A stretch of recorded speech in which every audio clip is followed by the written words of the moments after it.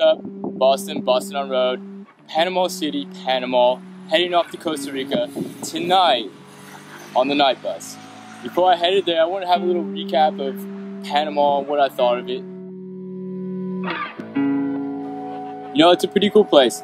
At first, I didn't really dig it too much. You know, there's a lot of corruption here, so I had to really look past that.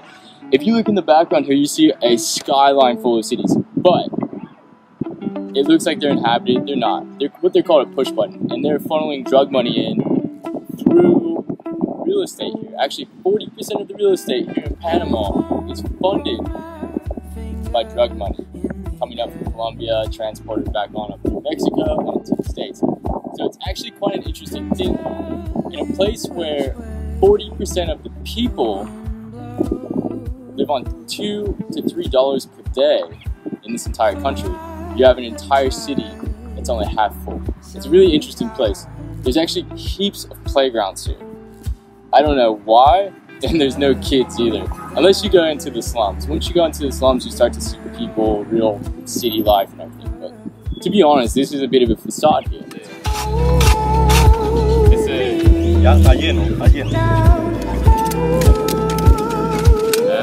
Buenísimo! My recap on Panama is that you really have to look past a bit of its flaws to get into it. If you stick in the touristy areas, you will not have a good time here because they will be looking at you like you have money, and you do compared to the people here. So you really have to get off the beaten track. One of my best adventures I had was walking through the slums of Panama City because all the people were super authentic with me. I think they may have wanted to kick my ass and steal my shit, but it was pretty authentic.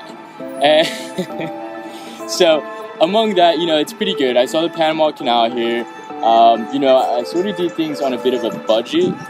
Instead of going to the canal and spending like $10 to get there, $15 entrance, I looked at it from a hill. I hiked up this big hill, looked down on it, saw the whole perspective about how the airport works, about how the shipping container port works, how the canal works. Now, when I'm going on these adventures, I'll always find people to go with. For instance, Brian and Emily that I met back up in Boquete, they rolled with me up there, and you know, they're a pretty interesting couple themselves, and I'm pretty impressed with, you know, as a couple, they travel awesome together.